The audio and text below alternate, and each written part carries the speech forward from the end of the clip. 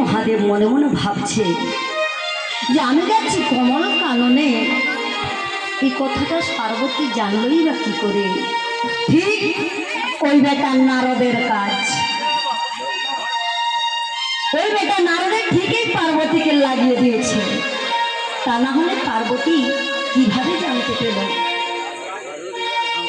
দেবাদেব মহাদেব মাতা পার্বতীকে ক্ষান্ত করার জন্য অনুরোধ করছে, কিন্তু তার স্ত্রী পার্বতী কোনো মতে ক্ষান্ত হচ্ছে না।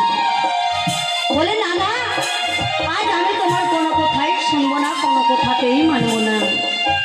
যখন আজ আমি তোমায় হাতে নাতে ধরে ফেলেছি, তখন তুমি বলছো চলো ওই পারে গিয়ে সব কথাই শুনবো।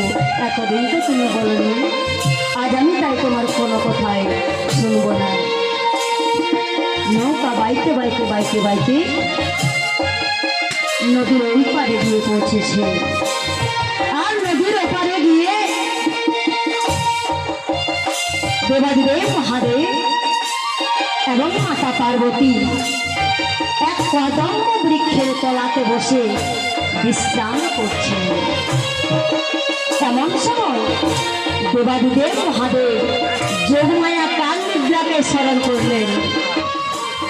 আর যোগমায়া কাল নিদ্রাকে বললেন দেবাদিদেব মহাদেব যে ওরে কাল নিদ্রা, তুই এক্ষুনি পার্বতীর শরীরে প্রবেশ কর। আর আমি যতক্ষণ ওই কমল কাননে পৌঁছাচ্ছি ততক্ষণ এই পার্বতীর দেহ ছাড়বে না।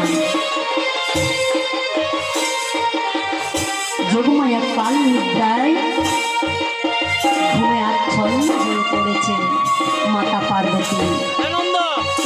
এমন সময় দেবাদিদেব মহাদেব কি করেছেন?